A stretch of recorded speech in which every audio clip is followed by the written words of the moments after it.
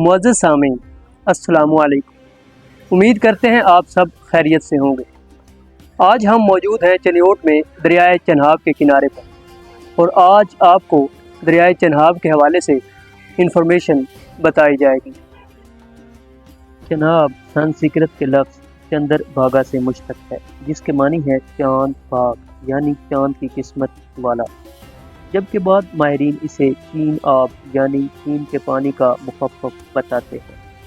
اس دریا کے سوتے کیونکہ چین میں ہے، اس لیے چین آب سے چناب بنا ہے، جبکہ ایک اور خیال یہ بھی ہے کہ یہ لفظ چن آب سے بنا ہے، جس کا مطلب ہے چاند کا پانی۔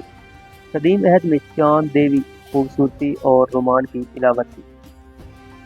دریائے چناب قدیم عہد میں مختلف ناموں سے موسوم کیا جاتا رہا ہے۔ ویدک عہد میں اسے اسکینی اور چندر بھاگا کہا گیا۔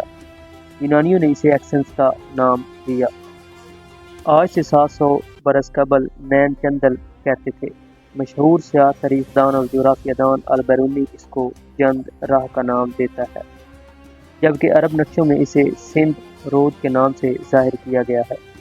چان ہاؤ، چانور، چینور اور چمبل بھی اس دریا کے نام تھے، جبکہ پہاڑی سلسلوں میں کہیں اسے چانڈا بالا اور کہیں اسے شانترو کا نام بھی دیا گیا ہے۔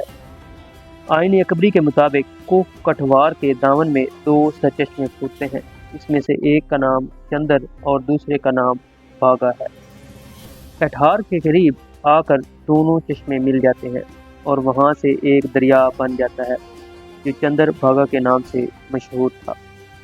دریائے چناب پنجاب کے تمام دریاؤں پر تقدم رکھتا ہے اور 5 دریاؤں میں طویل تر اور تیز رفتار بھی ہے۔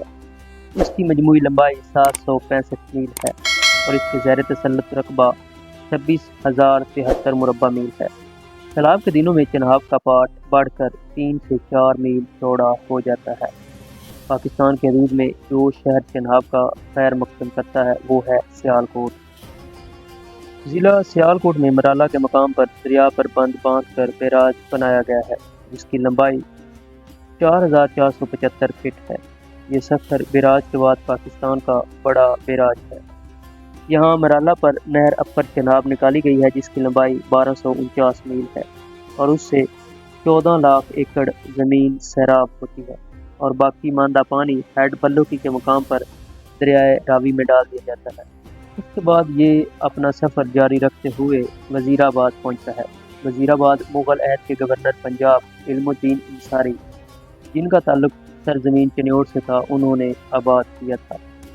وزیر آباد سے آگے دریا پر خانقی کے مقام پر خانقی ہیڈ ورکس بنا کر اس سے نہر لوئر چناب نکالی گئی ہے، جو پاکستان کی سب نہروں سے بڑی نہر ہے۔ اس سے 50 لاکھ ایکڑ رقبہ سیراب ہوتا ہے۔ پھر اس سے ذیلی نہریں گوگیرا برانچ، برالہ برانچ، رکھ برانچ اور جنگ برانچ نکالی گئی ہے۔ چناب کے مشرقی کنارے پر سیالکوٹ اور وزیر آباد ہے، جبکہ مغربی کنارے پر گجرات شہر آباد ہے۔ گجرات میں دریائے بمبر خانقی ہیڈ ورک کے قریب اپنے آپ کو دریائے چناب میں ضم کر لیتا ہے۔ اس کے علاوہ ہلسی نالہ، دریائے دوار اور دریائے دوارہ باندر نالہ اپنے پانیوں کو دریائے چناب کی لہروں میں ملا دیتے ہیں۔ یہاں سے دریائے چناب مغربی رخ میں بہتا ہوا ضلع گوجرانوالہ اور گجرات کو تقسیم کرتا ہوا ضلع حافظ آباد کی حدود میں داخل ہوتا ہے۔ اس کے علاوہ یہ ضلع منڈی بہاؤالدین کی حدود میں بھی داخل ہوتا ہے۔ منڈی بہاؤالدین میں قادر آباد بیراج بنایا گیا ہے، جس کی لمبائی 3376 فٹ ہے، جس کے تقریباً 7 فٹ لمبے گیٹ ہیں۔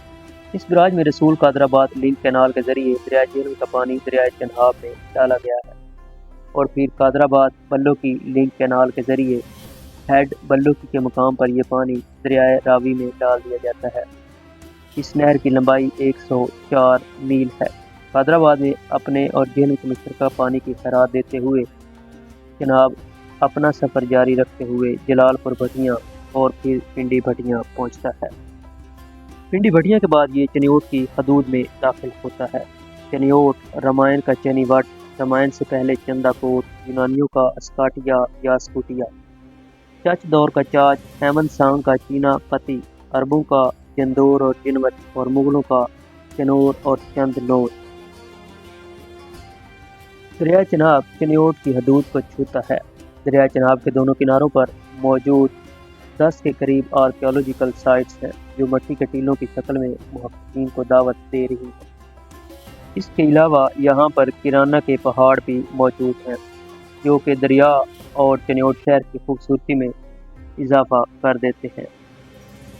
1969 میں پنڈی بھٹیاں سے چنیوٹ تک ایک طویل بند بنایا گیا جس کے سبب چنیوٹ شہر میں اب سیلاب نہیں آتے، ورنہ ہر سال دریا کا پانی شہر کے نشیبی حصہ میں تباہی پھیلا دیتا تھا۔ ایک روایت کے مطابق چناب کی پرانی گزرگاہ موجودہ گزرگاہ سے شمال میں علاقہ مڈ رانجھا کے پڑوس سے تقریباً 20 میل کے فاصلے پر سے شروع ہوتی ہے اور چناب نگر سے کچھ دور تک جنوب کی طرف چلی جاتی ہے۔ کالووار، لنگر مختوم، کانڈیوال، پیر بکور اور احمد نگر وغیرہ دریائے چناب کی پرانی گزرگاہ میں آباد ہے۔ اس قدیم گزرگاہ کے ارد گرد جو آثار قدیمہ موجود ہیں ان میں کانڈیوال، جلے والی، راجے والا اور پیر بکور کے آثار قابل تحقیق ہیں۔ دریائے چناب کے مغربی جانب کے علاوہ مشرقی جانب بھی قدیم گزرگاہ کے آثار موجود ہیں جو پنڈی بھٹیاں کے قریب ٹبہ شاہ بہلول سے شروع ہوتی ہے، قصبہ ہرسہ شیخ، موزہ جام، راؤ باغ سے ہوتی ہوئی رجوہ سادات کی حدود کو چھوتی ہے اور موزہ صدیو سے آگے بوانا تک چلی جاتی ہے۔ اس گزرگاہ کے ارد گرد بھی آثار قدیمہ موجود ہیں۔ راؤ باغ کے قریب ٹبہ سخی اسماعیل، فیصل آباد روڈ، چوک موڑ کے قریب ٹبہ جمال جتی ستی، موزہ صدیو کے قریب پکی ماڑی اور اس طرح بوانا کی حدود میں 3-4 ٹیلے تحقیق طلب ہیں۔ یہ ایک حقیقت ہے کہ چنیوٹ کے کسی بھی علاقہ میں رہنے والے کسی بھی بزرگ سے دریائے چناب کے متعلق سوال کیا جائے تو فرماتے ہیں کہ کبھی دریائے چناب یہی بہتا تھا جہاں آپ کھڑے ہیں۔ چناب کی آوارہ مزاجی ضرب المثل ہے۔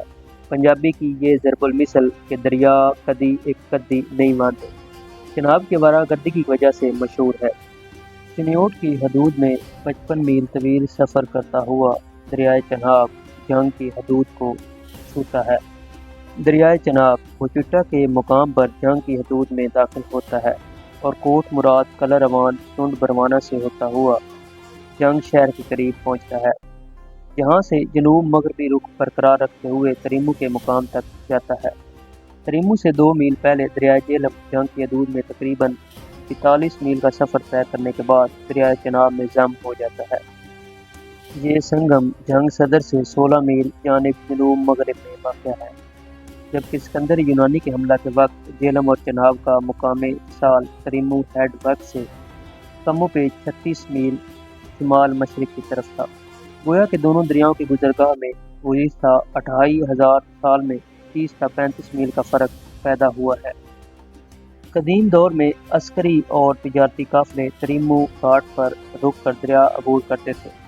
اس مقام کو اسکندر یونانی سے قبل آریاؤں نے روندا۔ پھر اسکندر یونانی سے لے کر مغل بلکہ سکھ اور برطانوی فوجوں نے بھی اس مقام سے دریا عبور کر کے اس علاقہ کو اپنے قدموں تلے روندا۔ موجودہ عہد میں دریائے چناب اور جہلم کے مشترکہ پانی پر تریمو کے مقام پر ہیڈ ورک بنا کر تریمو سندھانی لنک کینال نکالی گئی ہے، جس کے ذریعے چناب اور جہلم کا پانی دریائے راوی میں ڈالا گیا ہے۔ دریائے چناب جنگ کی حدود میں اپنا سفر جاری رکھتے ہوئے حویلی بہادر شاہ کے قریب شور کوٹ میں داخل ہو جاتا ہے۔ مزید معلوماتی ویڈیوز کے لیے ہمارے چینل کو سبسکرائب کیجیے، ویڈیوز کو لائک اور کمنٹ کیجیے، دوستوں کے ساتھ شیئر کیجیے اور ہماری حوصلہ افزائی کیجیے۔